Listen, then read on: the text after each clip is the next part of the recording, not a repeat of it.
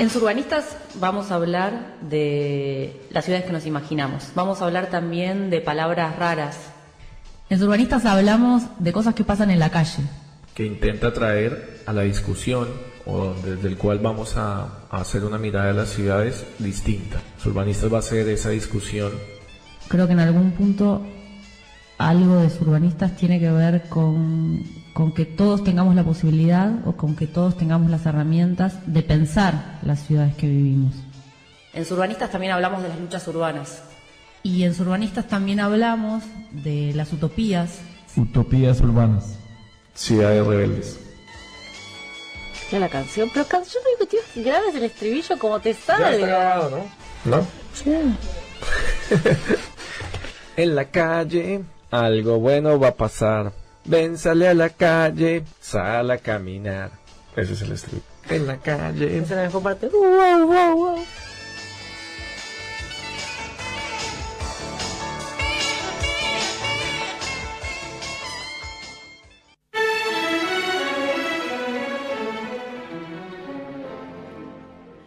Hola, muy buenas noches a todos. Buenas noches nuevamente. Estamos en este cuarto programa de Surbanistas en Radio La Colectiva. Hoy tenemos bastantes temas para variar. Vamos a meterle un poco de ritmo. Vamos a empezar con qué, Edgardo, en la primera sección. Con precio del suelo. Muy bien, para seguir con nuestra línea de economía urbana que venimos trabajando. ¿Cómo se forma el precio del suelo? ¿Cómo se forma el precio del suelo? Estuvimos ya hablando un poco de rentas y vamos a seguir trabajando un poco esto para entender cómo la ciudad se organiza desde estas explicaciones de la economía urbana. Después vamos a pasar a ver una utopía muy particular de principios del siglo XX, que son las ciudades jardín, que a muchos les sonará porque es un término que todavía se sigue usando. Después nos vamos a ir volando para Bogotá. ¿Qué vemos? Viajamos a Bogotá, al Septimazo. El Septimazo, una movida divina en las calles del centro de la capital de Colombia. Y terminamos en Ciudades Rebeldes, tomando un poco la línea de la semana pasada de Occupy Wall Street, con Ocupe Estelita, un movimiento de la ciudad de Recife, en Brasil.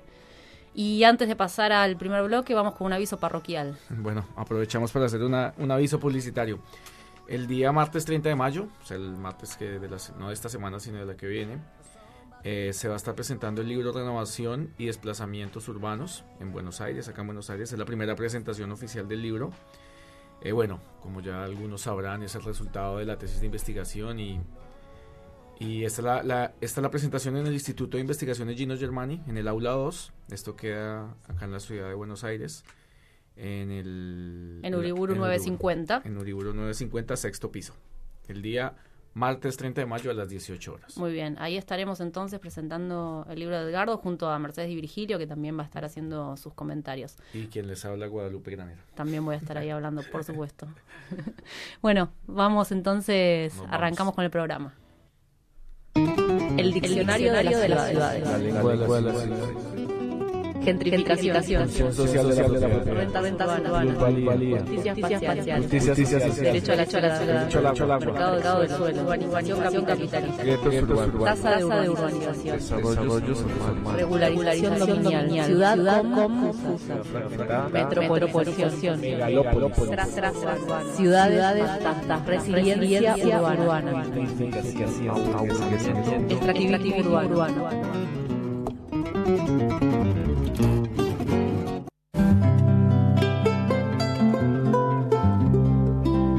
Bueno, muy bien. Entonces, para continuar con esta discusión acerca de cómo se estructura la ciudad, pues hoy decidimos traer este tema bastante interesante, nuevamente complejo.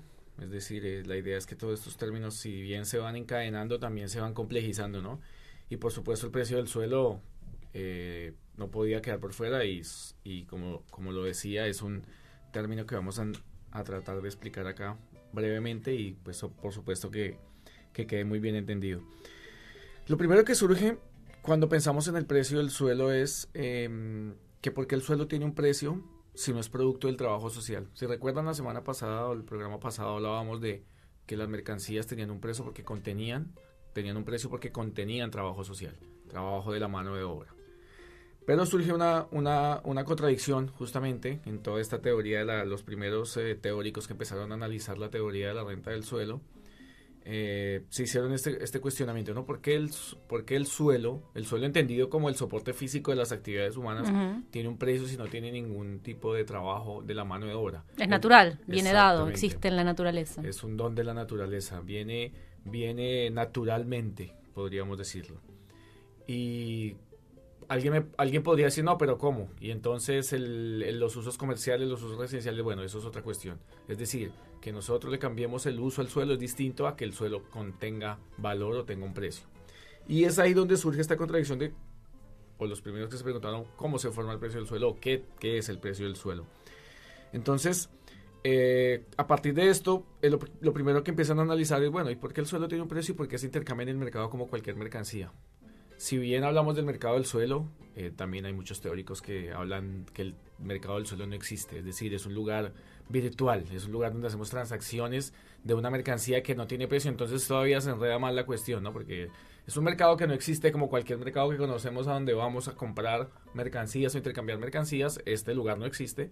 Sin embargo, todos los días se hacen transacciones en las ciudades y en el mundo se hacen transacciones acerca del precio del suelo, tanto en el uso de vivienda y comercial, que serían como los usos principales.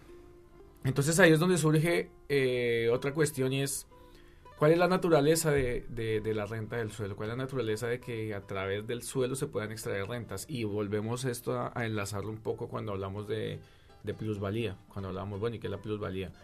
Si entendíamos que la plusvalía justamente era ese extra que se sacaba del trabajo de la mano de obra. En este caso, la renta tiene esa misma naturaleza. Y como volvemos a retomar lo que dijimos en el anterior programa, la renta podría ser un tipo de plusvalía. Es un tipo de plusvalía, digamos, tiene características parecidas. No tiene mano de obra, pero hay una cuestión ahí que ya vamos a empezar a desglosar y entender por qué se forma este precio del suelo. Entonces, la tierra adquiere un precio porque simplemente es un medio de producción. Es decir, inicialmente cuando los teóricos analizan el precio del suelo, ¿qué analizan? Lo que tenían más a mano en el siglo XVIII, la tierra rural. No existía la ciudad propiamente dicha como la conocemos hoy en día, sino que existía el uso agropecuario o el uso agrícola de las tierras. Entonces ahí es donde empiezan a analizar que la tierra simplemente es un medio de producción y esa es la característica inicial que permite que se forme un precio. Entonces empiezan a hallar otras características y es que el suelo es irreproducible, es decir, yo no puedo reproducir suelo, yo puedo reproducir una mercancía, yo puedo hacer con una máquina reproducir muchas mercancías, pero no puedo fabricar muchos panes, pero no puedo fabricar más, claro, tierra de la que no hay. Existe un ser humano que pueda fabricar suelo, ni existe una máquina que pueda fabricar suelo. Entonces es una característica que le empieza a dar ciertas especificidades al suelo.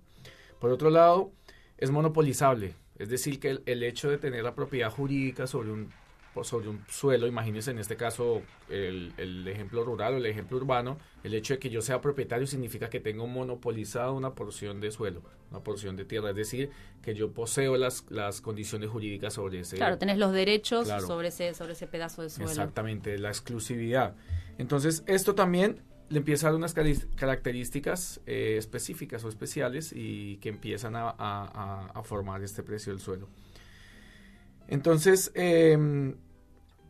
ocurre otra cuestión y es que al ser un don de la naturaleza y no es el producto del trabajo, tiene que ser a través de un mecanismo conocido como la capitalización de la renta para poder formar un precio del suelo. Entonces acá el primer análisis que se hace es ¿cómo puede calcular el propietario del suelo el precio del suelo si no tiene ninguna referencia? Claro, entonces, ¿quién fue el primero que le puso precio al suelo? Entonces, lo primero que surge en la economía urbana es pensar en que un prestamista dice yo presto tanto capital a tanto interés, que es la tasa del mercado anual, y ese capital me va a dar un rendimiento. Entonces, capital más interés me va a dar al final mi capital más la ganancia o la rentabilidad.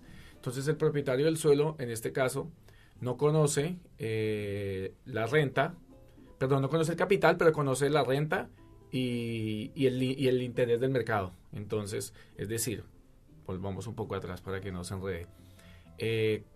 volvemos al ejemplo agrícola. Cuando el propietario del suelo alquilaba su tierra para algún proceso productivo, imagínense cualquier proceso productivo de cualquier mercancía agrícola, cobraba un precio, un canon anual, lo que fuese, por un proceso productivo. Entonces, ¿qué decía él?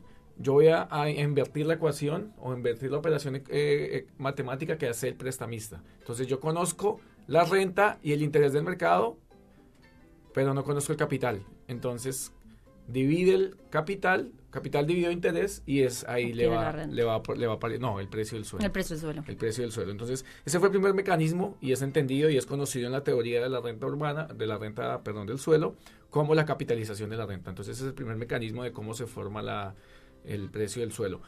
Esto es como el abrebocas de una cuestión mucho más compleja y que vamos a empezar a entender, y es las rentas, ¿no? O sea, de ahí surge, porque ya después vamos a entender, bueno, sí, pero hay otras características que justamente hacen que el precio sea más elevado o más alto. ¿Cuáles son esas características que hacen que el precio sea más alto? No sé, pongamos un ejemplo en los centros urbanos o en los centros o en las poblaciones. El suelo que se acerca a estas poblaciones es más alto, y el que está más alejado o con peores condiciones hasta naturales o geográficas tiene un precio menor. Pero bueno, esta es como la introducción a esto que significa el precio del suelo, y justamente cómo se forma este precio, cuál es la naturaleza, y nuevamente lo más importante es entender que es una naturaleza parasitaria, como lo decíamos en el caso de la plusvalía. Cuando hablábamos de que el capitalista vivía del trabajo del obrero, del trabajador de la fábrica, en este caso el terrateniente, el propietario del suelo, vive a costillas de un proceso productivo que se lleva adelante en ese suelo. Y que hay que aclarar también que previo a esa formación del precio del suelo, para que exista un dueño de la tierra o un terrateniente, es porque en algún momento hubo una apropiación originaria sobre esa tierra. Y eso también es tela para cortar larga y contar historias mucho más extensas, pero está bueno tener presente que tampoco es natural la propiedad del suelo, sino que en algún momento hubo una apropiación originaria, que es la que hace que alguien pueda hacerse con un recurso que es natural. Y bueno, y es importante entender que la tierra tiene un precio porque produce una renta, y no al revés. Podríamos imaginarnos que naturalmente el suelo tiene un precio, o los terrenos, los predios tienen un precio. No, es al contrario. No es natural. Tienen un precio porque producen una renta, que ya vamos seguramente en el siguiente programa, que ya entremos con las rentas rurales para empezar a entender de manera más simple esto.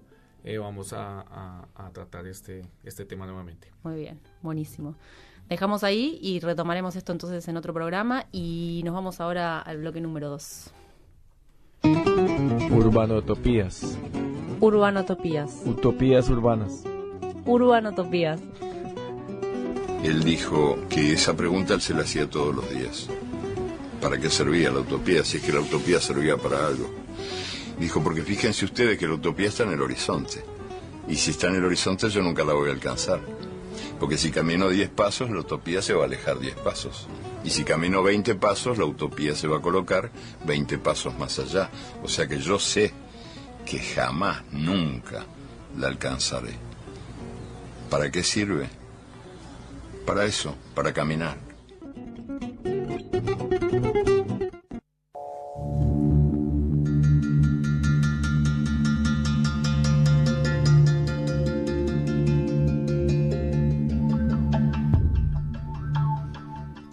Bueno, seguimos con el viaje urbanotópico.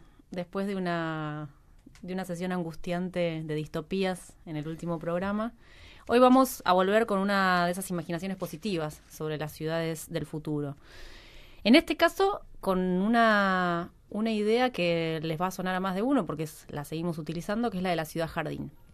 La ciudad jardín se arma como concepto a principios, entre finales del siglo XIX, principios del siglo XX, y uno de los principales ideólogos y teóricos sobre la idea de ciudad jardín es Ebenezer Howard, que nació en Londres en 1850. Seguimos moviéndonos en el tiempo. Entonces ahora posicionémonos nuevamente en Europa, en las ciudades industriales, en estos espacios, en estas metrópolis que comenzaban a crecer con migraciones del ámbito rural hacia centros que a través de la industria empezaban a dar trabajo, vivienda, que permitían mejores salarios, pero que a la vez también traían aparejados temas como la superpoblación, la contaminación, el colapso de los precarios sistemas que hasta ese momento tenían las ciudades de saneamiento y de provisión de agua. Entonces era un momento también de alguna manera crítico de ese pasaje entre las ciudades premodernas y las ciudades que podríamos llamar modernas.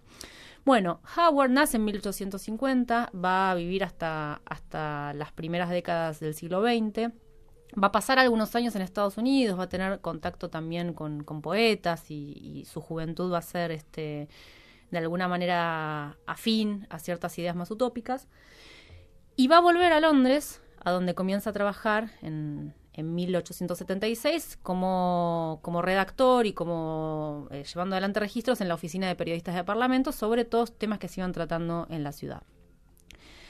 En 1899 publica en 1898, publica un primer libro que es el antecesor de la segunda edición que publica 4 años después, que se llama Ciudades Jardín del Mañana.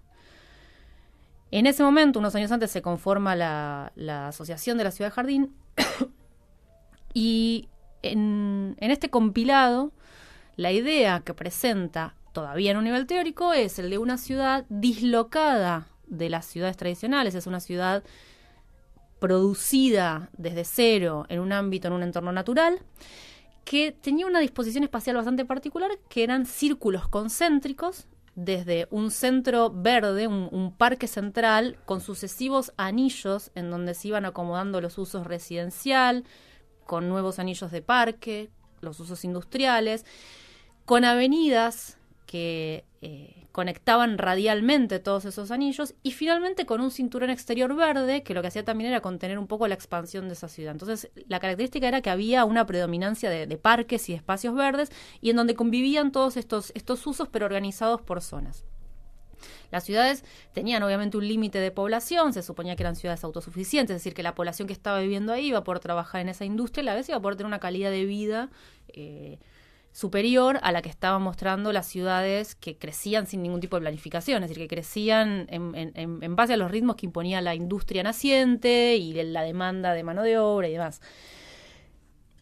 Howard había, en parte de esta teoría, la explicaba con un dibujo muy simpático, que era el de los 3 imanes. Entonces, por un lado estaba un imán que representaba la ciudad, otro imán que representaba lo rural y otro imán que representaba la conjunción de lo urbano y de lo rural. Cada uno tenía sus aspectos positivos y negativos. La ciudad, por un lado, es un ámbito de mucho despliegue cultural, de encuentro social, de buena calidad o de mejor calidad de algunos servicios o de acceso a la vivienda, pero por otro lado tenía desabastecimiento de agua, colapso demográfico, contaminación. Mientras que el campo, por otro lado, tenía por ahí, fuentes de agua pura y permanente, tenía el equilibrio que provee un ámbito natural, pero no tenía los componentes sociales y culturales que tenía la ciudad. Entonces, lo que él de alguna manera plantea con este tercer imán es un ámbito que combina lo mejor de los dos. La ciudad jardín, de alguna manera, es una ciudad autosuficiente, donde hay trabajo, donde hay vivienda, donde hay ocio, pero en un ámbito completamente saludable para la vida. Se llegó a construir una primera ciudad cerca de Londres, pero con una característica muy particular, que es que para construirla desde cero necesitó financiamiento privado, y de alguna manera en esa necesidad de financiamiento hubo que ceder en algunas cuestiones, como por ejemplo eliminar la propiedad cooperativa que proponía Howard, porque este modelo de ciudad no era solamente un modelo espacial, sino que a lo que apuntaba era decir, quienes son más golpeados en las ciudades industriales, que es la clase trabajadora, necesita poder vivir en lugares sanos y en lugares agradables y que tengan mejor calidad de vida. Entonces eso también venía acompañado de un modelo de sociedad distinto, mucho más equitativo, mucho más justo. También en esta primera ciudad, otra de las concesiones que se tuvo que hacer, por ejemplo, es incluir aumentos de los alquileres a corto plazo y, en fin, digamos, una serie de medidas que iban en contra de todo este ideal de un poco más de socialismo utópico que planteaba Howard. En 1919 se llega a construir otra segunda ciudad también en Inglaterra, y esas fueron las únicas 2 ciudades básicamente que estuvieron en pie hasta que Howard se muere en 1928.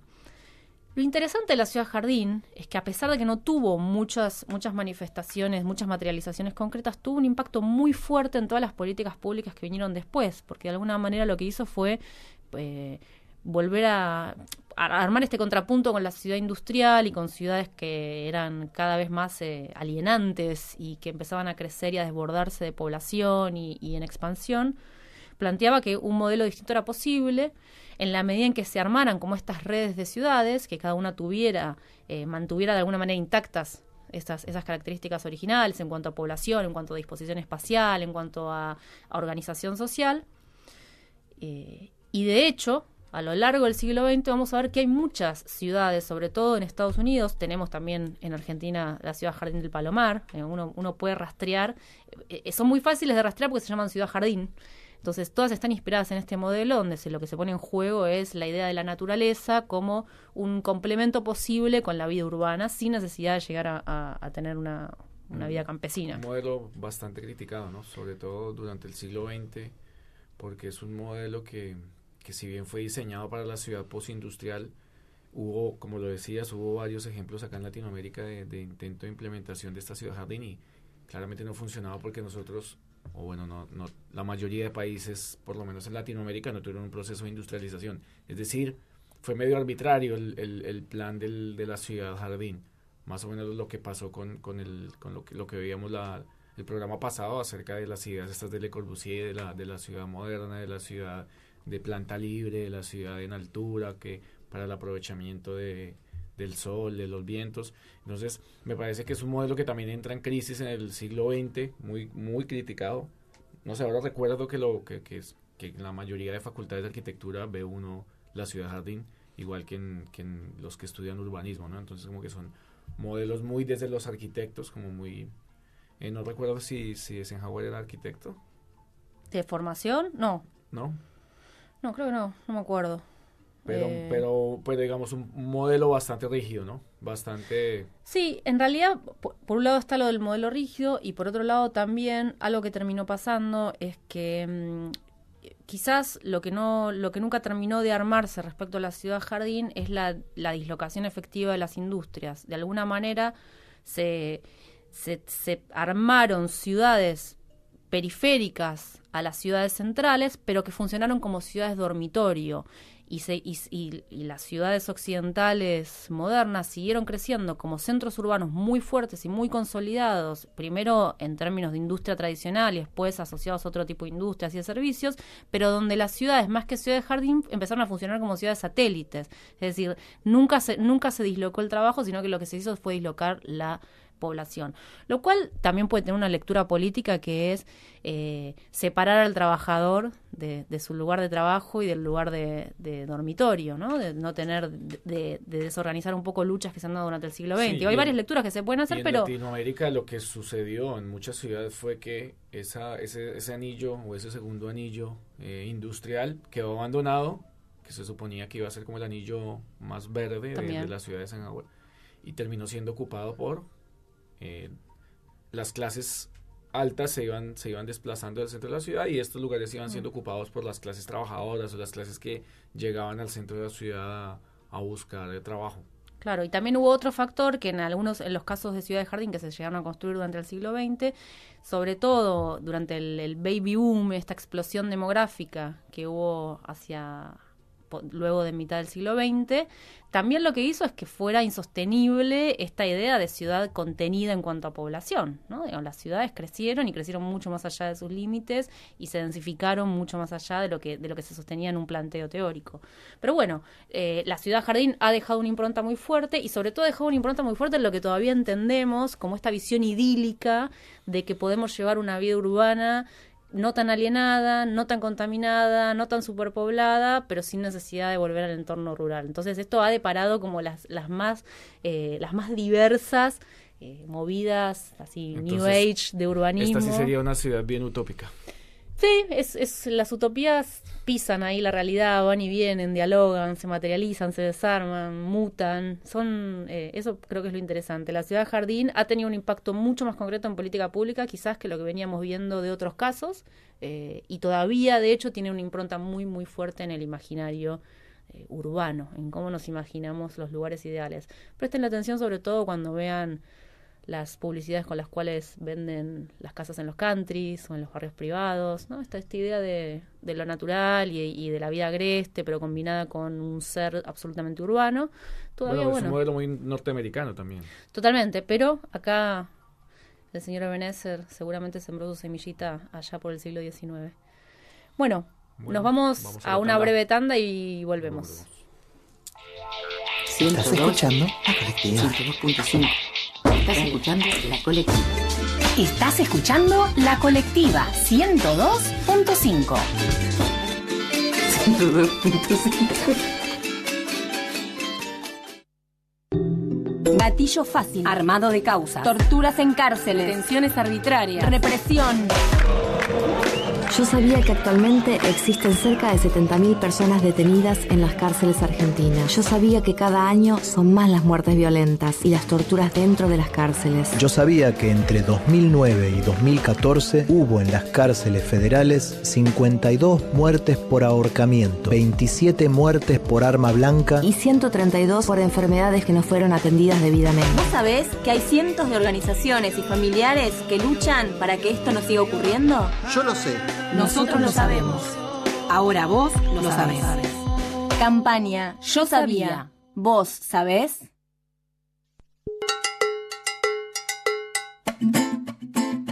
Dale aire a tus ideas. Dale aire a tus ideas. Encontrá tu lugar en la radio. La colectiva te invita a participar de un proyecto comunicacional, horizontal y alternativo. Contactate con nosotros a radio@lacolectiva.org.ar www.lacolectiva.org.ar. Buscanos en Facebook. Sumate a construir la radio. Agita el aire con nosotros.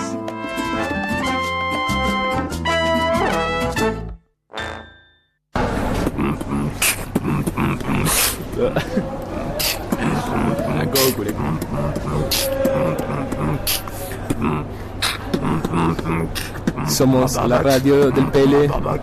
Vamos de 7 a 9 por la colectiva 102.5 FM. La radio Pele. Estás escuchando La Colectiva 102.5.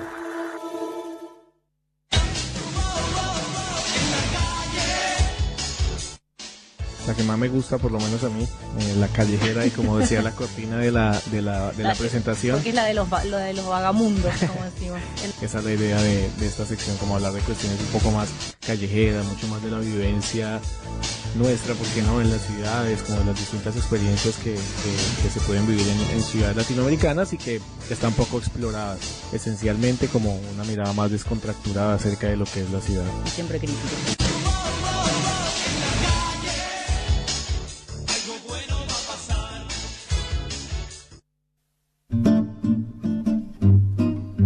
Bueno, muy bien. Volvemos a Bogotá después de un largo viaje por Brasil y por Uruguay. Bueno, hoy vamos a hablar del septimazo, ya bastante conocido, se ha hecho su propio nombre. El septimazo arranca simplemente con el uso, con el cierre de una calle los días viernes para usarla como espacio colectivo. Distinto uso al que le daban los autos, ¿no? Entonces, bastante interesante. Sobre todo porque es una calle muy transitada, es una calle histórica, conocida como la calle Real. Bueno, sí, su nomenclatura es la carrera séptima, pero bueno, más lejos del centro se distorsiona un poco esa nomenclatura porque la calle se va pegando a los cerros y cambia su nomenclatura, pero históricamente se conoció o se conoce como la carrera séptima. Bueno, la calle real que conectaba la ciudad con otras poblaciones. Igual fue un camino también indio de los aborígenes, de los chipchas. Entonces es una calle con muchísima historia. Cuando viene la ciudad más colonial sigue respetando esta calle real, pero con nuevas connotaciones de la ciudad más colonial. Bueno, allí también fue la calle principal por donde iba el tranvía. El famoso Bogotazo en 1949 cuando asesinan al caudillo liberal Jorge Eliezer Gaitán, también fue el epicentro de todas las manifestaciones y de todo lo que tuvo que ver con la violencia de ese día.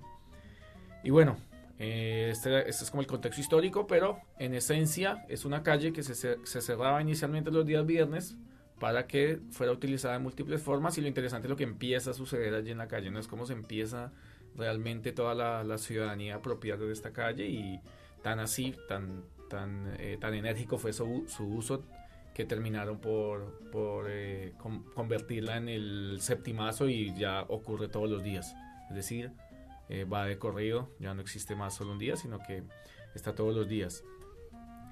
Bueno, vamos a escuchar un audio de Señal Colombia que nos cuenta un poco más la historia y otras cuestiones que suceden en el adentro, no en el afuera, sino en el espacio un poco más privado, pero bueno, que es interesante ver que la opinión sobre todo de este sector de la ciudad.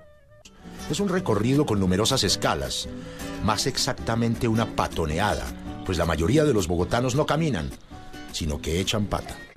Una de las escalas obligadas del septimazo es el Teatro Jorge Eliezer Gaitán, antiguo Teatro Colombia, donde los viernes hay espectáculos externos y tropicales como el que hace este cantante de boleros. La siguiente parada es el billar, donde los bogotanos no juegan a meter la bola en un hueco como en Nueva York, sino a hacer carambolas como Luis XIV. Al lado del billar están los salones de ajedrez, donde una muchedumbre de cachacos viejos juega eternas partidas amenizadas a punta de tintos. El tinto bogotano no es un vino oscuro como en Castilla, sino un pequeño café, más exactamente, un tintico. Ahora, la verdad es que los rolos fatutos prefieren el chocolate santafereño al tinto que toman en confortables salones de onces. Las onces bogotanas equivalen a la hora del té inglesa, de lo que se deduce que no suceden a las 11, sino a las 5 de la tarde, y su nombre proviene de las 11 letras del aguardiente que se tomaban los bogotanos desjuiciados al caer la noche. En Bogotá hay mucho desjuiciado, por eso a todo el mundo se le recomienda ser juicioso.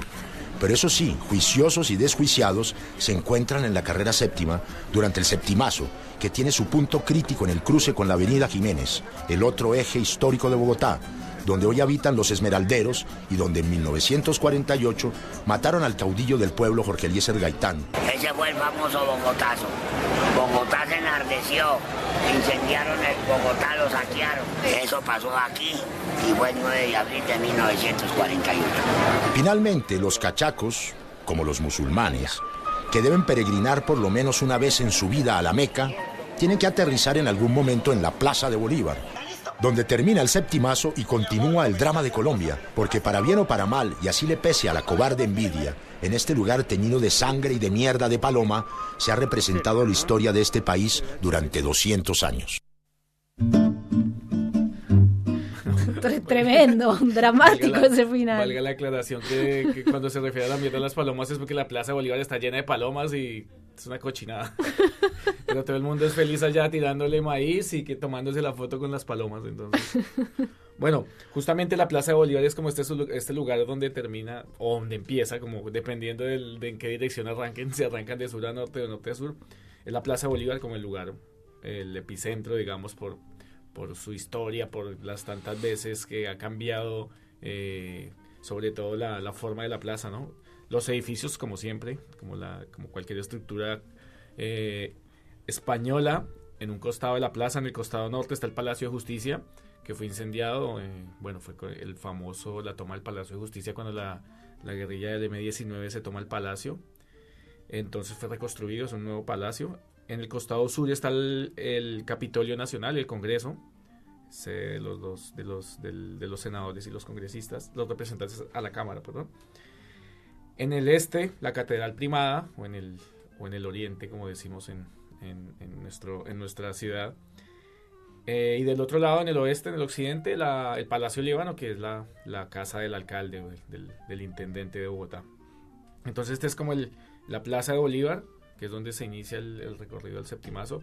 Después, bueno, como decíamos, por toda la carrera séptima se encuentran un montón de iconos de la arquitectura, tanto religiosa como moderna. Sobre todo moderna porque después del Bogotazo se incendió toda la ciudad antigua y tuvo que ser reconstruida nuevamente Bogotá, especialmente en el centro. También se encuentra la casa de Florero de Llorente, que es famosa porque fue como la gota que rebasó el vaso para que se diera el grito de independencia de Colombia.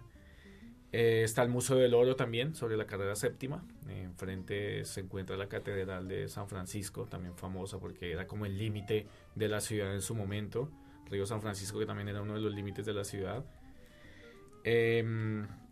Y después, bueno, otra serie de monumentos y de iglesias que también se encuentran allí sobre la carrera séptima, y remata en la calle 26 o Avenida El Dorado, que es la avenida que va al aeropuerto. Avenida El Dorado, bueno, por el nombre del famoso mito de la balsa del Dorado. Está ahí el edificio que fue uno de los más altos de la ciudad, que es el edificio Colpatria. Hoy en día ya está el Bacatá, que lo duplicó, 2 veces y media tiene el Bacatá, pero el edificio Colpatria debe tener alrededor de 100 metros de altura y el Bacatá 250. Bueno, el Bacatá no está sobre la séptima, pero está muy cerca del eje de la séptima, sobre la calle 19. Entonces, retomando un poco todas las actividades que pasan allí en este septimazo, lo interesante es ver cómo se apropiaron todos los ciudadanos. Lo llaman los artistas del rebusque, es decir, es una forma de subsistir, es una forma de salir a la calle y ganarse algo de dinero haciendo actividades de las que ustedes se imaginan. Consiguen imitadores de Carlos Vives, hasta imitadores de Slash, consiguen gente que juega con los curís a poner el dinero y que se va escondiendo en cada cajita. Hay unas cajas y la gente va poniendo dinero, y el que organiza suelta un curí y el curí sale corriendo, en la caja que se meta, ahí donde se metió, a esa persona le paga el doble.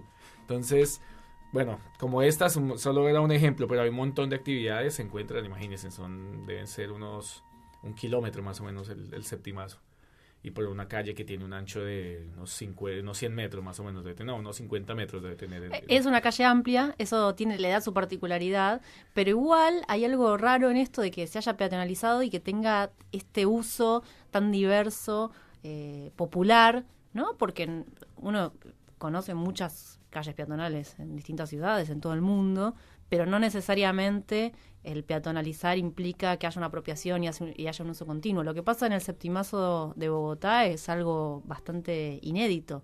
Claro, y como decíamos, lo primero que pasó por allá cuando arrancó el septimazo los días viernes es que simplemente se cerraba al tránsito de vehículos, nada más. Después estaba abierto para bicicletas, para peatones.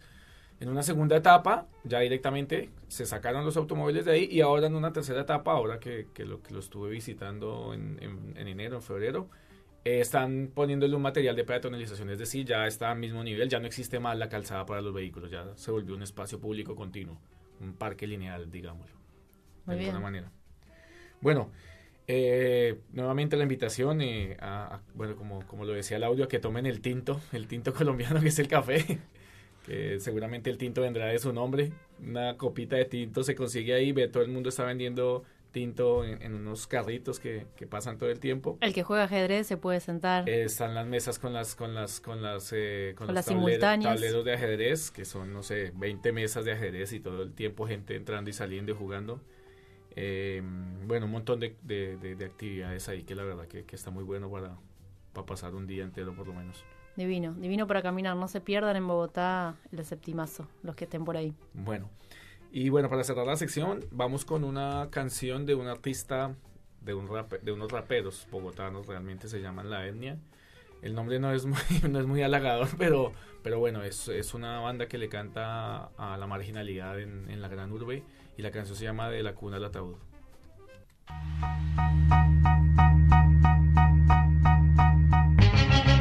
Más de 20 años en esta práctica, compadre, porque fácilmente a cualquiera le saco sangre. No puedo ser violento, sino competitivo, y deja dicho de la vida que yo vivo. Oye, el manzanero banaliza lo que habito.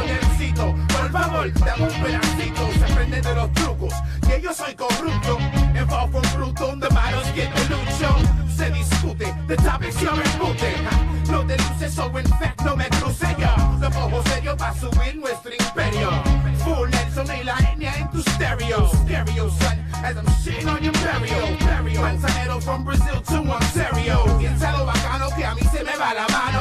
Shout out hispanos worldwide, dominicanos. Cógelo suave, hoy el tiempo ya llega mi hermano.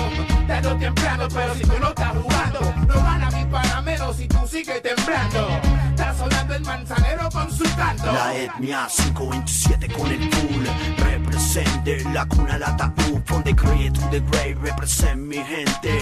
Pacto colombo dominicano para siempre. La etnia 527 con el pool represente la cuna, la ataúd. From the grave to the grave, represent mi gente. Pacto colombo dominicano para siempre. Un camino bien guerreado, bravo, ahora despejado. Episodios ciertos con mi mafia he narrado. Con el MAE 1000 puestos en la escala yo he ganado. He estado donde usted no ha imaginado. Dentro de Latinoamérica, el epicentro. Cañón, droga y guerra en mi lírica centro. Entro en este round y frente al maíz que me encuentro. El que hizo este beat sabe que es un experto. 527 represent worldwide. Desde el callejón de las cruces a Broadway. Vuela por los barrios sin respetar gavilla. Con la producción de Domingo Padilla. Pacto colombiano, dominicano que cuadrilla. Pa' la ganga, la bandola, la pandilla. Suena la campana para donde está mi pana. En todo el mundo para la colonia hispana. Para el colombiano que se sabe que es guerrero. Sobrevive a Afganistán, en Irak como moritero. Ojo con el viento huracanado y penitero. Viven en LA, New York City, la Florida. Mi Colombia se complica, ahora la salida. Los que viven en Europa, mi ferviente saludo. No nos interesa saber si se pudo. Saber si se pudo o no se pudo. La etnia 527 con el pool represente la cuna, la ataúd. From the grave to the grave, represent mi gente. Pacto colombo dominicano para siempre. La etnia 527 con el pool represente la cuna, la ataúd. From the grave to the grave, represent mi gente. Pacto colombo dominicano para siempre. Mientras sigue Domingo con su hardcore beat, yo me atrevo a decir que soy un hit. 3 MCs latinos sobre un beat oscuro. Yo quito las pepas y lo prendo puro. La etnia con su quinto éxito seguro. El gordo, el manzanero, 2 guerreros, 2 pioneros. Dejemos que otro discuta quién fue primero. Aquí se limita a jugar con dinamita. Anfo, metralla, todos ahora callan. Siempre estaré parado en la puta raya. En la vista, el náufrago excursionista. Yo poniendo el flow sobre esta pista. En mi nombre estuvo escrito en la negra lista. El moreno sereno, micrófono veneno. 527 sueno, trueno, voy que vuelo. Aquí con los mejores y con los pies en el suelo. Desde el país del sagrado corazón. No me importa si no hayan la razón. Para toda la nación. 5-7. La etnia 527 con el pool represente la cuna, la ataúd. From the grave to the grave, represent mi gente. Pacto colombo dominicano para siempre. La etnia 527 con el pool represente la cuna, la ataúd. La etnia represent los colombianos. Full Nelson, los dominicanos.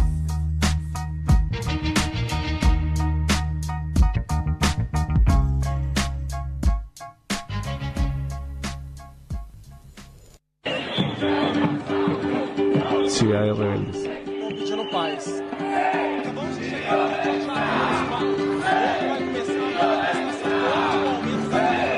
Ciudades rebeldes.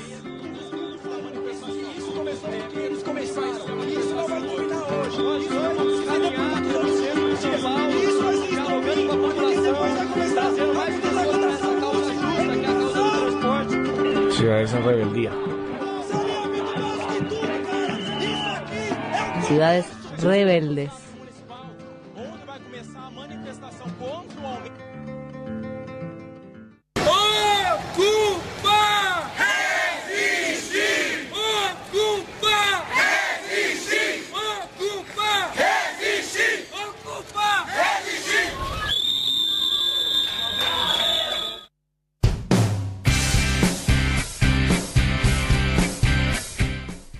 Arrancamos con el audio del quilombo. Hoy nos fuimos a Recife, la capital de Pernambuco, en el nordeste brasilero, y seguimos un poco con lo que habíamos empezado en el último programa sobre Occupy Wall Street, ahora en versión latinoamericana, el movimiento Ocupe Estelita.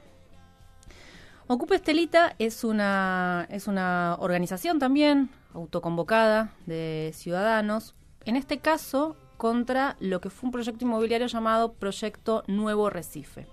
El proyecto Nuevo Recife fue un desarrollo inmobiliario que se propuso en 2008 a través de un consorcio de diferentes empresas en un lugar muy particular de Recife, que es justamente el CAIS José Estelita. El CAIS es el muelle, es toda una zona cercana de la ciudad que bordea el mar, donde había almacenes que habían sido abandonados. Esto vamos al manual básico de la gentrificación, que es un término que ya vamos a hablar en algún otro programa. Es decir, una zona que durante la época, desde la colonia hacia la ciudad industrial, había tenido un uso muy vivo y muy vibrante, y que después, con el cambio en los ritmos productivos de la ciudad y en los patrones de producción y de consumo, fue decayendo, fue totalmente desabastecido de políticas públicas y se dejó al abandono y pasó a ser una zona marginal de la ciudad sin ningún tipo de cuidado. Este consorcio compra, mediante un proceso bastante irregular, esos terrenos del CAIS, que CAIS es muelle, y presentan este proyecto también de manera bastante irregular, o sea, sin cumplir con con estudios de impacto ambiental, con estudios de impacto social, es decir, violando muchas de las reglas que hoy en día las ciudades imponen para controlar, o deberían imponer para controlar cuáles son los desarrollos urbanos que se hacen. El proyecto lo que planteaba es derrumbar todos esos almacenes, esos antiguos galpones portuarios, para construir 12 torres de 40 pisos en una ciudad que es bastante baja y justamente frente al mar, con usos predominantes de vivienda y de comercio de alta gama, ¿no? Para lo que se conoce en general como el segmento ABC. ¿Qué es lo que pasó?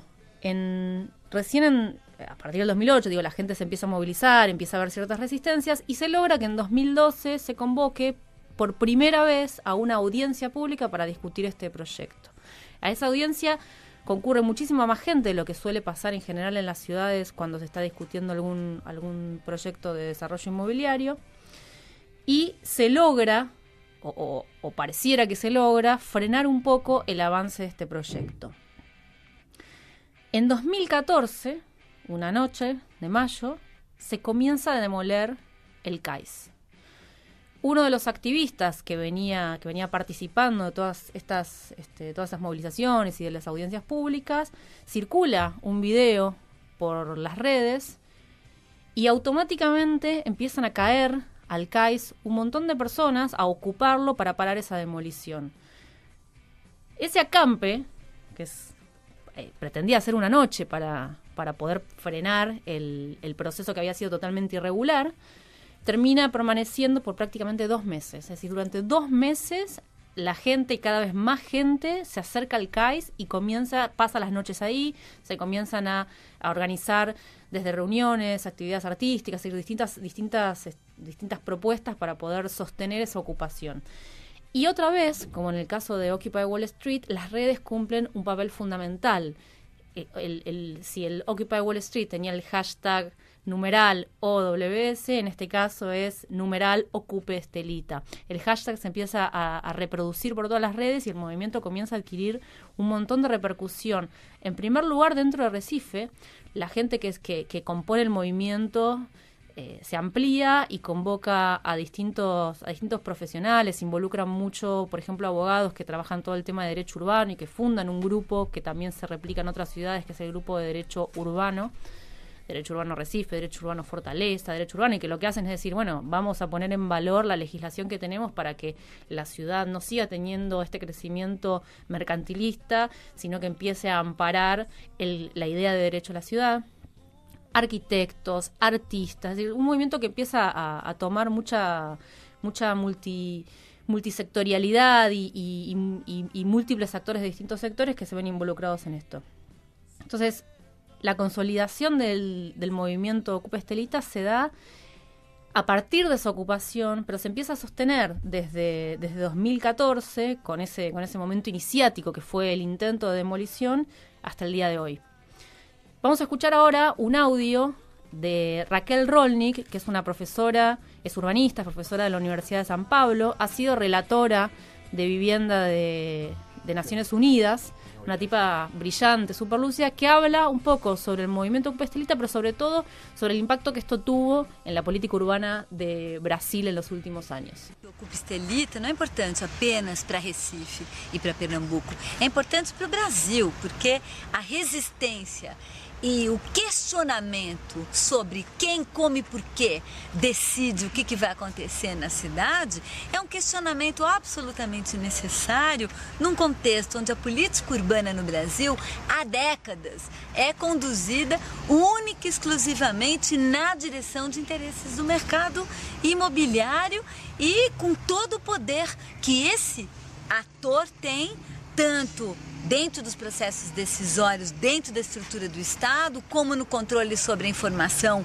nos meios de comunicação e por aí vai. Então, é muito importante que essa resistência e esse questionamento, esse é o novo no processo. O novo no processo não é o consórcio Novo Recife fazer um projeto numa área que é a União. Isso é o velho, isso é o que sempre fez. Privatização das áreas públicas, política urbana voltada apenas para promoção de desenvolvimento econômico, geração de empregos e com essa conversa, né, voltada apenas para ganhos imobiliários, política urbana excludente, decidida em gabinete por poucos, enfim, isso é o arroz com feijão da história da nossa política urbana. O novo é a resistência. E uma nova geração dizer, chega! Não queremos mais que seja assim. Queremos discutir como vai ser nossa cidade. Queremos que exista uma parte do território que não seja única e exclusivamente desenvolvida com base no critério do uso mais lucrativo ou mais rentável. Tem outros valores de uso que esse movimento está colocando sobre a mesa.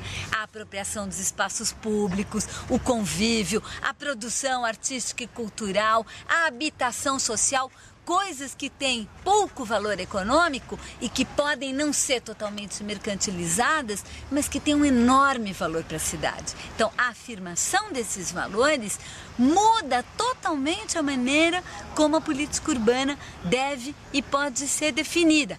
É papel do Estado garantir que uma parte da produção da cidade seja totalmente não mercantilizada, para que a cidade possa oferecer não apenas oportunidades imobiliárias e oportunidades de negócios, porque isso é uma parte da história, mas também oportunidades de desenvolvimento cultural, de desenvolvimento humano, inclusive subsidiando fortemente a presença de usos não rentáveis dentro dos melhores lugares da cidade e rompendo definitivamente com a ideia de que o melhor lugar é para o cara mais rico, mais milionário, e os pobres e as pessoas que têm menos renda é que vão para o pior lugar, para a não cidade. Acho que inverter essa equação, dizer todos têm direito à cidade, inclusive aos melhores lugares da cidade, é uma afirmação de construção da dimensão pública do nosso país, da nossa cidadania, que a gente não fez ainda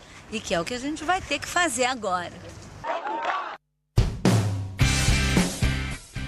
Bueno, entre toda esta catarata de ideas brillantes que plantea Raquel Rolnick, fundamentalmente quedémonos con esto de que el movimiento Ocupa Estelita lo que hizo fue volver a poner en escena principal una política pública urbana que debe ser democrática y una política que sobre todo lo que tiene que entender es que la ciudad no puede crecer solo, estrictamente bajo los usos que son rentables y por ende con una lógica mercantilista, sino que la ciudad también tiene que poder brindar usos que no por no ser rentables son inútiles socialmente.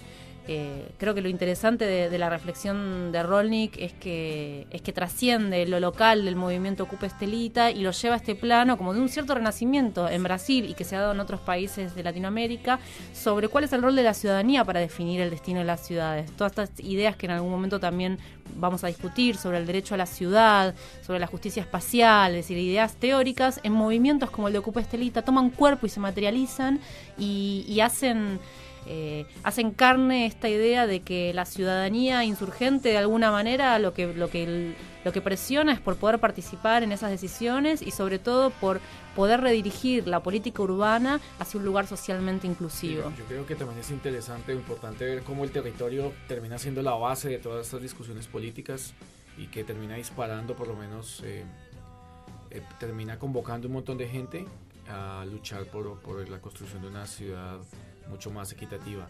Esto significa que es necesario realmente organizarse a través de cualquier tipo de movimiento barrial, social, lo que sea, para evitar que se haga lo que desea hacer el capital inmobiliario con el desarrollo de la ciudad. Entonces me parece que Ocupa Estelita es un ejemplo más de justamente de esta lucha por el territorio, donde el capital y la inversión quiere quedarse con los mejores lugares de la ciudad porque simplemente puede sacar una alta rentabilidad y termina, no hay otra forma que no sea expulsando a las poblaciones de baja renta, como lo decía Raquel Rolnick.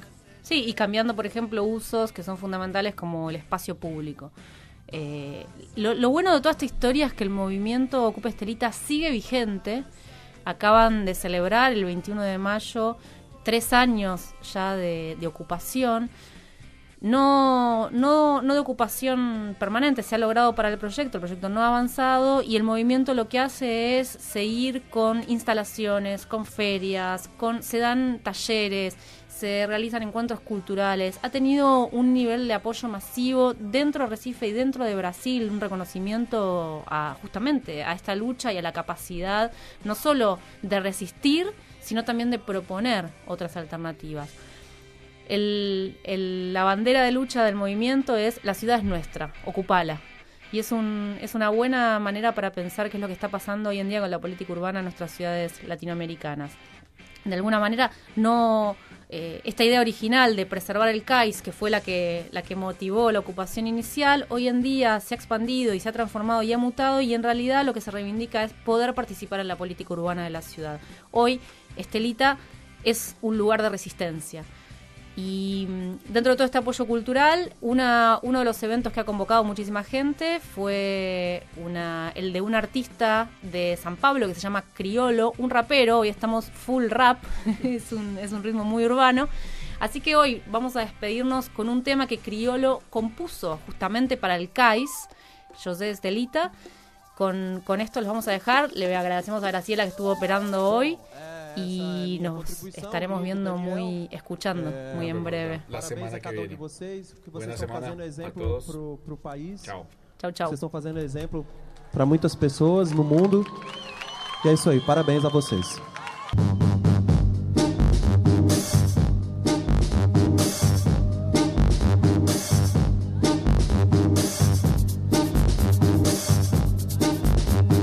Vai, B-boy, vai, B-boy. Vai, B-boy, vai, B-boy. Vai, B-boy, vai, B-boy.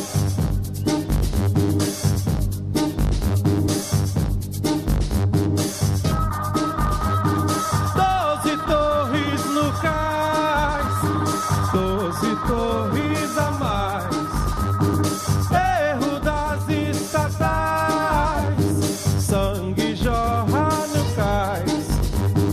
12 torres no cais, 12 torres a mais, erro das estatais, sangue jorra no cais.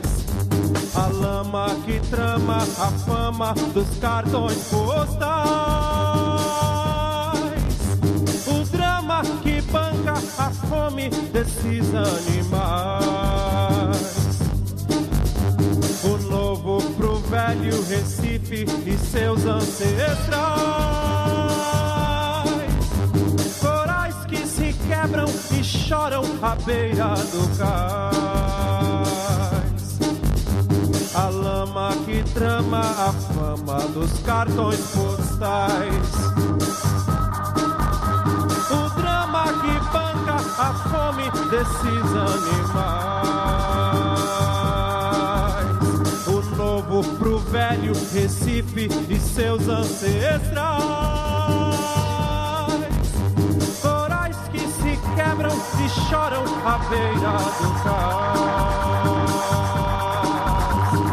12 torres no cais, 12 torres a mais.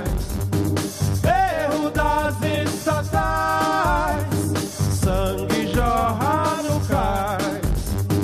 12 torres no cais, 12 torres a mais. Estás escuchando